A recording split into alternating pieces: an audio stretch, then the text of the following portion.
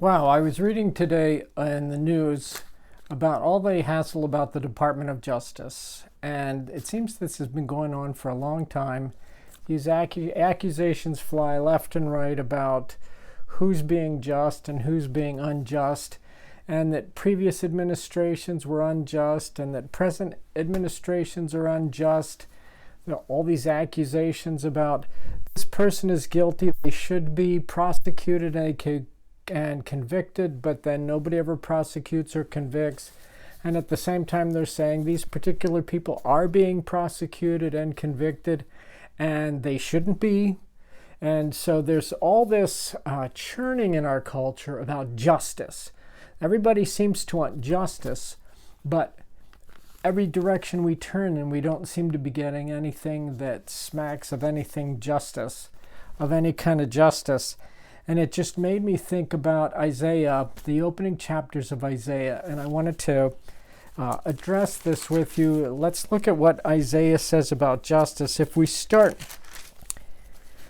at right in chapter 1, where Isaiah is talking about his complaint, or the Lord's complaint against his people.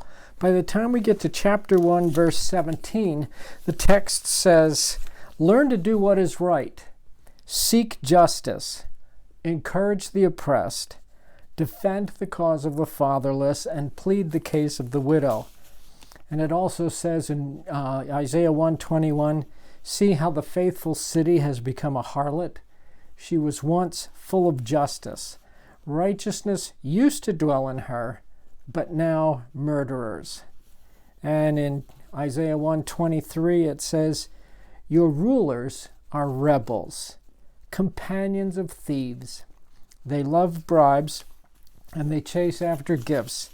They do not defend the cause of the fatherless, and the widow's case does not come before them."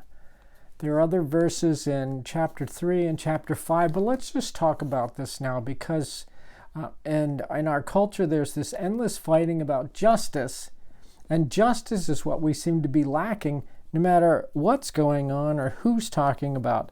So some of the things I gain out of this Isaiah text are that when religion loses its influence in a society, then justice fails. It's almost as if justice is our first casualty when something goes wrong. And so we are seeing that in our world. We're seeing a decline of Christianity in America. We are seeing a rise of the nuns. We are seeing a rise of atheism. We are seeing a rise of secularism.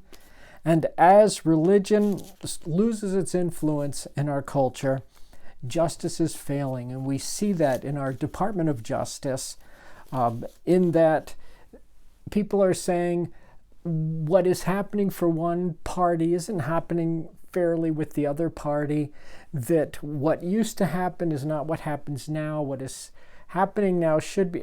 It's just this endless mess that never seems to go away. Every day there's some other accusation about injustices going on.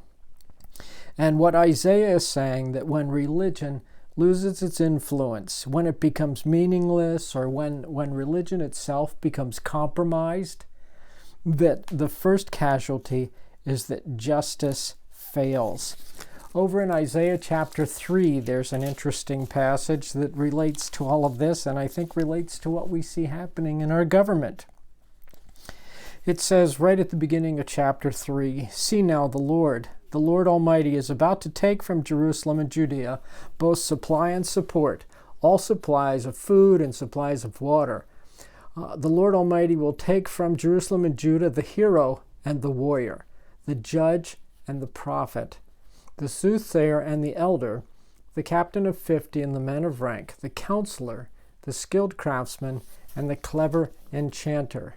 Instead, I will make boys their officials. Mere children will govern them." And this just made me think about our government, and how childish people are acting. What we're seeing is that we are ruled by children. I know we've elected them, but there's just a whole lot of pettiness. There's a whole lot of partisanship. There's a whole lot of pride. was thinking pediatrician is a doctor who takes care of children. What we're seeing, I think, is pedia politicians, name calling, schoolyard bullying, lying to get one's way. We are being ruled by children, just as Isaiah says. If we go over to Isaiah chapter 5, there's a very famous passage called the Song of the Vineyard, where it says that God he said, I will sing for the one I love, and a song about his vineyard. My loved one had a vineyard on a fertile hillside. He dug it up and cleared it of stones and planted it with the choicest vines. He built a watchtower in it and cut out a wine press as well. And he looked for a crop of good grapes, but it yielded only bad fruit. Now, you dwellers of Jerusalem and men of Judah, judge between me and my vineyard. What more could have been done for my vineyard than I have done for it? When I looked for good grapes, why did it yield only bad? Now I will tell you what I'm going to do for my vineyard. I will take away its hedge of protection, and it will be destroyed. I will break down its wall, and it will be trampled. I will make it a wasteland, neither pruned nor cultivated, and briars and thorns will grow there. See, I think a nation like America that has been given every blessing, that has been given every advantage, but spoils it through immorality as a people and through corruption in government, we're going to see demise as a nation that rejects what God has given us and all the advantages and all the blessings, and we respond with immorality and corruption. We are just going to see demise as a nation.